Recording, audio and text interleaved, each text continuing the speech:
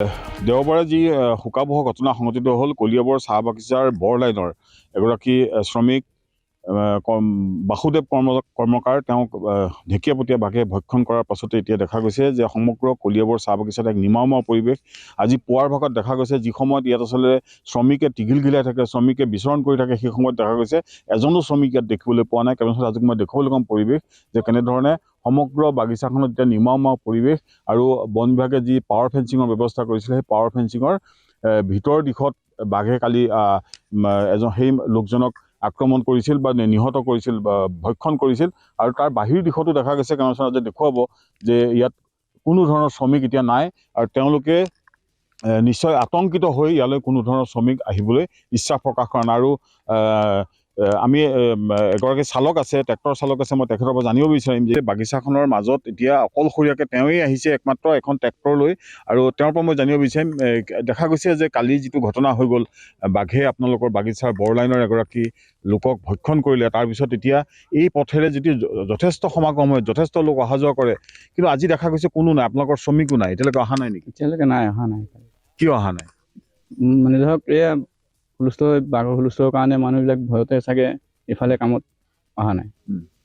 আৰু এই দেখা গৈছে যে কালি কৈছিল যে বন বিভাগে ইয়াত পহৰাৰ ব্যৱস্থা কৰিব, এই মুহূৰ্তলৈকে বন বিভাগৰ লোক কোনোবা আহিছে নেকি? নাই নাই, এতিয়ালৈকেতো একো মানে আমি য'ত আছো সেই জেগাটোৱে মানে কালি হেৰি হৈছিলে, এই জেগাটোতো এতিয়ালৈকে এতিয়া আৰু কোনোৱে দেখাই পোৱা নাই।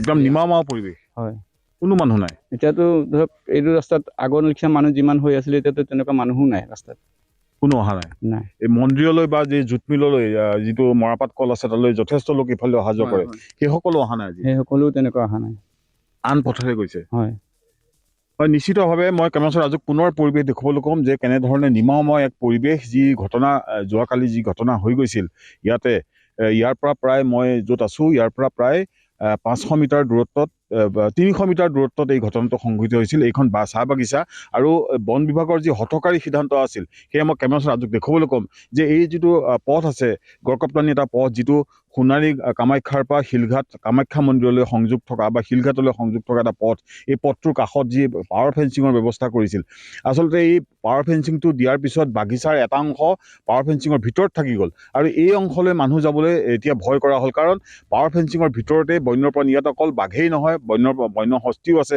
অন্যান্য গাহৰি, বন গাহৰি আছে, গতিকে ইয়ালৈ এতিয়া লোক যাবলৈ ভয় কৰা হ'ল। যিটো এতিয়া যোৱা কালি যি দেওবাৰে যি ঘটনা হৈ গ'ল যে এজন লোক ইতিমধ্যে বাঘে ভক্ষণ কৰিলে, তাৰপিছত এতিয়া এই পাৱাৰ ফেঞ্চিঙৰ ভিতৰৰ দিশত কোনো কাম কৰিবৰ কাৰণে শ্ৰমিকে মন নকৰা হ'ল, ভয় কৰা হ'ল, আৰু যাৰ কাৰণে আজি নিমাওমা পৰিৱেশ। কোনো শ্ৰমিক এতিয়ালৈকে ইয়ালৈ অহা নাই, কোনো শ্ৰমিকক ইয়াত দেখা পোৱা নাই, মাত্ৰ এগৰাকী ট্ৰেক্টৰ চালক, তেখেতে ট্ৰেক্টৰখনেৰে